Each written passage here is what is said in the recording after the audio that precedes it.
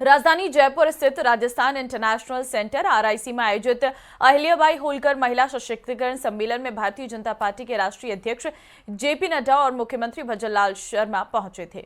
उन्होंने एक स्वर में महिला सशक्तिकरण को लेकर सरकार की प्रतिबद्धता को दोहरा दिया और इस मौके पर केंद्रीय स्वास्थ्य मंत्री जेपी नड्डा, मुख्यमंत्री भजनलाल शर्मा सहित कई लोग मौजूद थे। रिपोर्ट देखिए।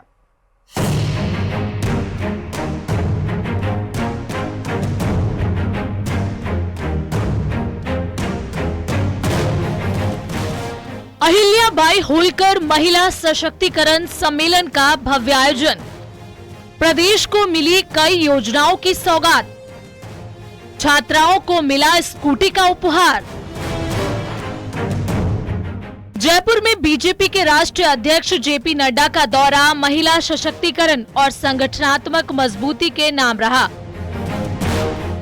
उन्होंने महिला सशक्तिकरण से जुड़े कई कार्यक्रमों में हिस्सा लिया और संगठनात्मक समीकरणों को समझने का प्रयास किया।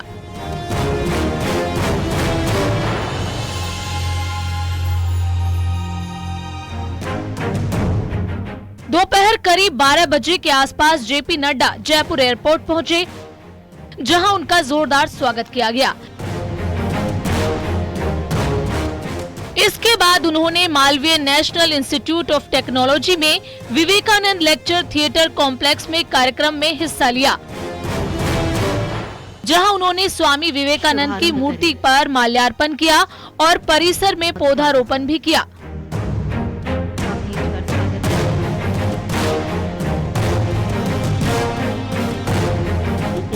दोपहर के वक्त JP Nadda Rajasthan international centre में राज्य सरकार द्वारा आयोजित अहिल्याबाई होलकर की 300वीं जयंती के उपलक्ष्य में आयोजित एक कार्यक्रम में शामिल हुए। इस कार्यक्रम में उन्होंने महिला सुरक्षा और कल्याण से जुड़ी सरकारी योजनाओं को लॉन्च किया। इस कार्यक्रम में जेपी नड्डा ने राजस्थान पुलिस की 150 कालिका यूनिट को हरी झंडी दिखाई। लखपति दीदी योजना के तहत 1800 महिलाओं को ऋण वितरित किया। लाड़ो प्रोत्साहन योजना के तहत 32,755 बालिकाओं के खाते में सहायता राशि का ट्रांसफर किया। लगभग 17,000 बालिकाओं को एसटी प्री मैट्रिक छात्रवृत्ति प्रदान की। इसके साथ ही करीब 2,000 छात्राओं को स्कूटी बांटी। उन्होंने अपने संबोधन में प्रधानमंत्री नरेंद्र मोदी के नेतृत्व और महिला सशक्तिकरण के लिए सरकार की प्रतिबद्धता पर जोर दिया। साथ ही ऑपरेशन सिंदूर को लेकर पाकिस्तान पर हमला भी बोला। और प्रधानमंत्री मोदी जी की नेतृत्व की क्षमता, उन्होंने स्पष्ट कहा था कि इस बार कुछ बड़ा होगा और बड़ा ऐसा हुआ कि 22 मिनट के अंदर 9 आतंकवादी ठिकानों को ध्वस्त कर दिया गया। इस तरीके से ऑपरेशन सिंदूर रुका नहीं है, याद रखना, रुका नहीं है।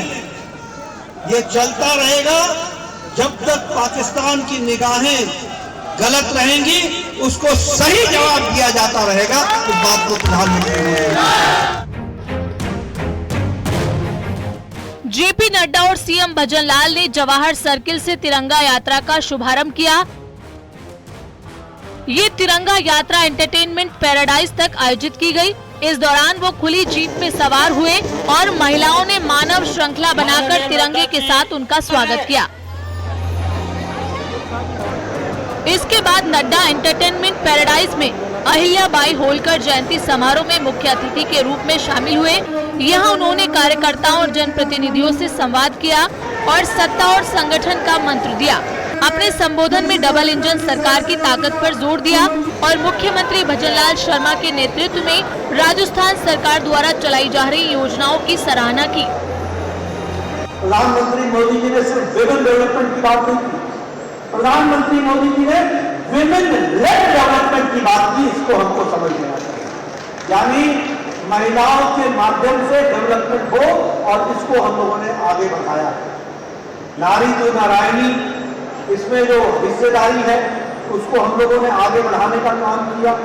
और उसी तरीके से आज मुझे इस बात की भी खुशी है कि हमने लाइफ साइकिल अप्रोच को डेवलप किया, यानी महिला सशक्तिकरण के लिए जन्म से लेकर पढ़ाई तक, शुरू से लेकर के उसको स्वावलंबी बनाने तक के अप्रोच को लेकर के प्रधानमंत्री मोदी जी की नीतियां बनी हैं और महिला सशक्तिकरण का काम को आगे बढ़ाया है।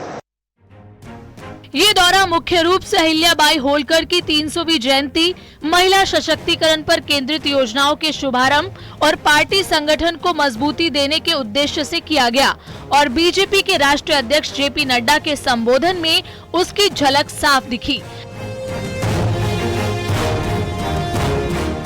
जयपुर से न्यूज 18 राजस्थान के लिए रोशन शर्मा की रिपोर्ट।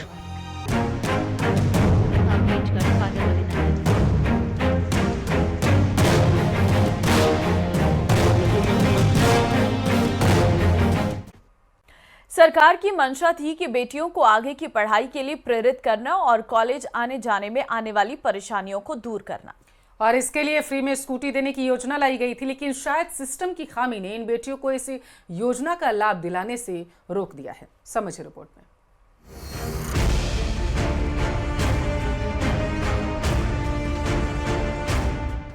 मेधावी बेटियों को नहीं मिली स्कूटी, खुले में फाक रही धूल, बेटियों की सुनो पुकार। जिन बेटियों को 3 साल पहले ही कालीबाई भील योजना, देवनारायण योजना के तहत स्कूटी मिल जानी चाहिए थी, जिन स्कूटियों से छात्राओं को कॉलेज जाना चाहिए था, वो जिम्मेदारों की उदासीनता का ही नतीजा है कि खुले में वो धूल फाक रही हैं। बेटियां अधिकारियों के दफ्तरों से लेकर कॉलेज तक चक्कर काट रही हैं। उन्हें सिर्फ तारीख पर तारीख मिल रही है। ये तस्वीरें दौसा और सीकर की हैं, जहां मेधावी छात्राओं को दी जाने वाली स्कूटी कबाड़ हो रही है। दरअसल प्रदेश में देवनारायण स्कूटी योजना और कालीबाई भील स्कूटी योजना के तहत प्रतिभावान बालिकाओं को स्कूटी वितरित की जाती है, लेकिन दौसा सहित प्रदेश भर में साल 2022-23 की पात्र बालिकाओं को अभी तक स्कूटियां नहीं मिली हैं। ऐसे में पिछले 3 साल से ये पात्र बालिकाएं दर दर की ठोकरें खा रही हैं। कभी कॉलेज में जाकर प्रिंसिपल को दुखड़ा सुनती हैं, तो कभी जिला प्रशासन के अधिकारियों के पास जाती हैं। इतना ही नहीं, कई बार जनप्रतिनिधियों को भी समस्या के बारे में अवगत कराया, लेकिन अभी तक समाधान नहीं हुआ। प्रथम वर्ष में उस समय प्रवेश लेने वाली छात्राओं का तृतीय वर्ष पूरा हो चुका है। ग्रेजुएशन करने के बाद भी उन्हें स्कूटी नहीं मिली है। स्कूटी योजना से वंचित बालिकाएं पंडित नवल किशोर शर्मा पीजी कॉलेज में पहुंची और प्रिंसिपल लालाराम मीणा को मुख्यमंत्री के नाम ज्ञापन दिया। देवनारायण और कालीबाई योजना की स्कूटियां हैं, ये पुरानी ओल्ड स्कीम की स्कूटियां हैं। हमारा उस समय के हम नोडल भी नहीं थे, राज्य के कन्या महाविद्यालय दौसा इसका नोडल है, फिर भी हमें ज्ञापन दिया है बच्चियों ने, उसे हम उच्च स्तरीय भेज देंगे। राज्य सरकार के स्तर पे ये पेंडिंग है, जैसे ही समाधान होगा हम वितरण की कार्रवाई चालू कर देंगे। अकेले दौसा के पीजी कॉलेज की 121 बालिकाओं को स्कूटी नहीं मिली है। पात्र छात्रों का दावा है कि उनके स्कूटी का रजिस्ट्रेशन हो गया, इंश्योरेंस हो गया, लेकिन उन्हें दी नहीं गई। महिला महाविद्यालय कालीबाई एवं देवनारायण स्कूटी योजना जो सरकार की ऐसी स्कूटी योजना है, उसका जिला नोडल कॉलेज है। हम पूरे जिले की स्कूटियों का वितरण करते हैं। अभी हमारे पास 2022-23 की 71 और 21-22 की एक स्कूटी, कुल 79 स्कूटियां वितरण के लिए तैयार पड़ी है। उनका रजिस्ट्रेशन भी हो चुका है। इंश्योरेंस भी हम ऊपर से राज्य सरकार के आदेश का इंतजार कर रहे हैं। जब भी राज्य सरकार आदेश देगी हम उनका अविलंब वितरण करते हैं। कुछ ऐसा ही हाल सिरोही में भी है, जहां सिरोही गर्ल्स कॉलेज में खुले में खड़ी स्कूटी धूल फाक रही है। इंश्योरेंस भी एक्सपायर होने वाला है। गाड़ियों की बैटरी और मॉडल भी पुराना हो रहा है, लेकिन अब तक वितरण नहीं की गई है। महाविद्यालय का मैनेजमेंट सरकार के आदेश का इंतजार कर रहा है। दरअसल पूर्ववर्ती कांग्रेस सरकार ने होनहार बच्चियों को स्कूटी देने का वादा तो कर दिया था, लेकिन उसे अमल में लाने के लिए कोई कदम नहीं उठा पाई, जिससे कि उन तमाम होनहार बच्चियों का हक अनियमितता के कारण धूल फाक रहा है।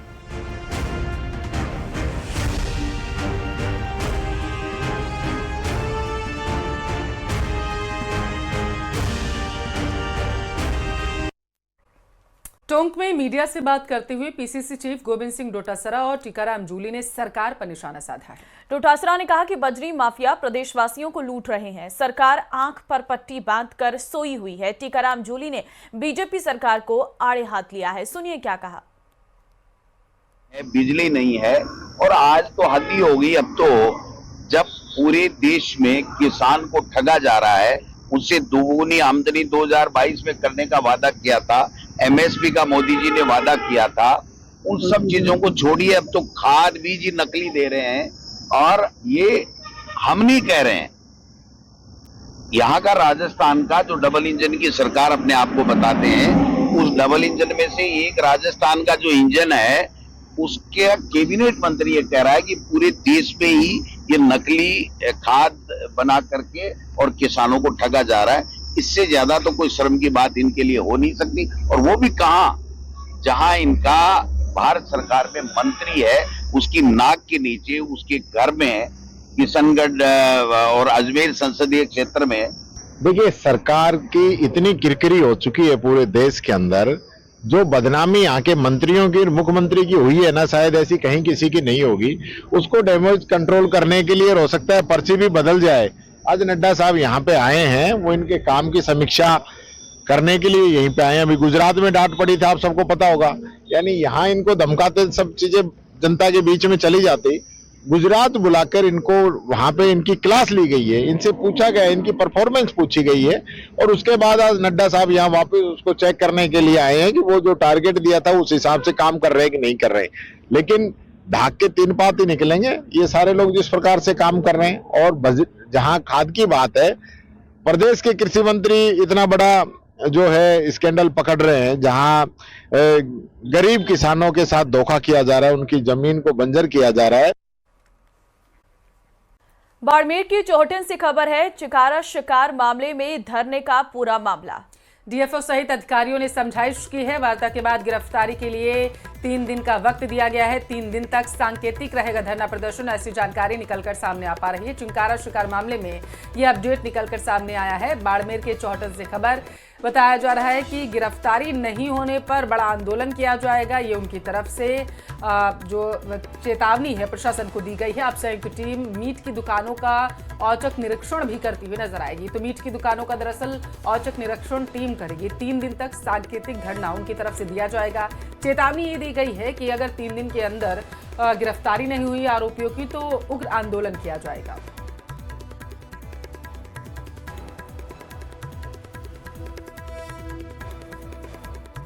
कल यहाँ पे 2 यूनिट के बच्चों का शिकार का प्रकरण हमारी जानकारी में आया था। उसके बाद वन्यजीव प्रेमियों की मदद से उन्होंने जिस लोगों का बताया, हमने उनको डिटेन किया हुआ है। पुलिस प्रशासन सब बहुत मदद कर रही है इसमें।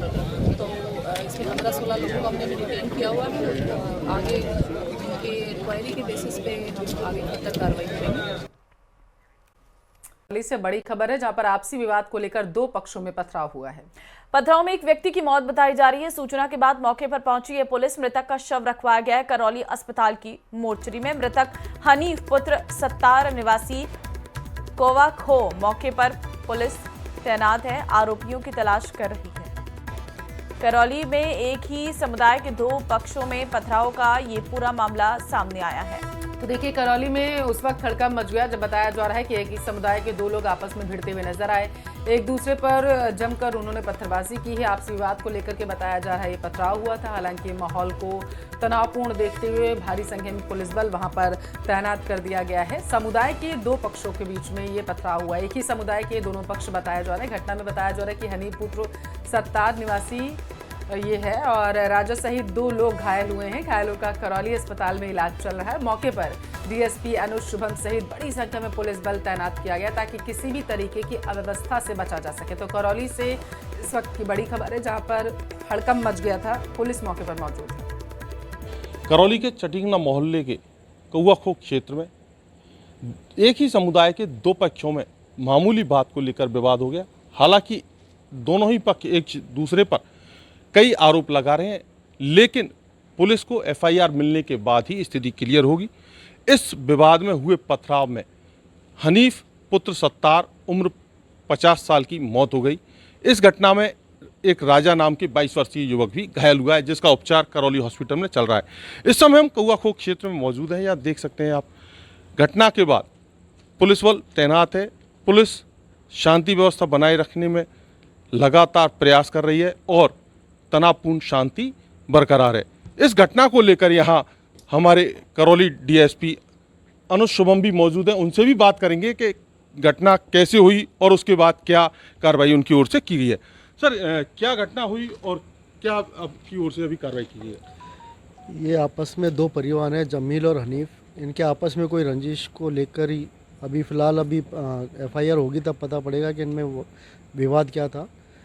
इस किसी बात को लेकर इनमें आपस में पत्थरबाजी हुई। इस पत्थरबाजी में हनीफ को चोट लगी है, जिससे उसकी डेथ हो गई है, जिसके शव को मोर्चरी में रखा दिया गया है। 2 आदमी घायल हैं, जिनका उपचार राजकीय चिकित्सालय करौली में कराया जा रहा है। कौन कौन घायल है सर? घायल का नाम अभी मुझे पूरा नहीं पता नहीं। सर, ये घटना कब की है, किस तरह से हुई? ये घटना लगभग 8 साढ़े 8 बजे की है। इसके बाद जानकारी मिलते ही तुरंत पुलिस जाब्ता यहाँ पर आ गया और इसमें कुछ लोगों को डिटेन किया गया। जैसे एफआईआर होती है उसी के हिसाब से कानूनी कार्रवाई की जाएगी। ये थे करौली डीएसपी, जिनका कहना है कि घटना के बाद तुरंत पुलिस एक्शन में आई और कुछ लोगों को डिटेन भी किया गया है। इस पूरे घटनाक्रम में जहां एक व्यक्ति की मौत हुई है, साथ ही 2 लोग घायल हुए हैं। मृतक का शव करौली हॉस्पिटल की मोर्चरी में रखवाया है और घायलों का करौली हॉस्पिटल में उपचार चल रहा है। धर्मेंद्र शर्मा, न्यूज़ 18 राजस्थान, करौली। चलिए ज्यादा जानकारी ले लेते हैं। करौली से संवाददाता धर्मेंद्र हमारे साथ टेलीफोन लाइन पर जुड़ चुके हैं। धर्मेंद्र, बीती रात ऐसा क्या हुआ था कि 2 पक्ष आपस में भिड़ते हुए नजर आए? बताइए जरा सा, अभी की अपडेट क्या है? देखिए, बताना चाहूंगा, दोनों पक्षों ने एक दूसरे पर कई गंभीर आरोप लगाए थे, जिसमें छेड़छाड़ सहित कई आरोप हैं। हालांकि दोनों ही पक्ष एक दूसरे पर आरोप लगा रहे थे। अभी पुलिस को एफआईआर नहीं दी गई है, जिसके चलते अभी आरोपों की पुष्टि नहीं हुई। लेकिन पुलिस ने मामले में जैसे ही उन्हें पथराव की सूचना मिली, मौके पर पुलिस पहुंची और जो घायल थे उन्हें हॉस्पिटल पहुंचाया गया। एक घायल का उपचार के दौरान हॉस्पिटल में मौत हो गई, जबकि 2 घायलों का उपचार चल रहा है।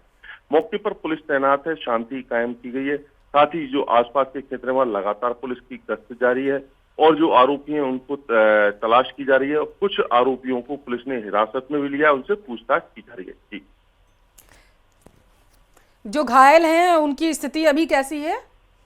देखिए, बताना चाहूंगा, अगर घायलों की बात की जाए तो उनकी स्थिति बिल्कुल सामान्य है, ठीक है। हालांकि उपचार उनका चल रहा है। जी, कितने लोग घायल हुए हैं धर्मेंद्र?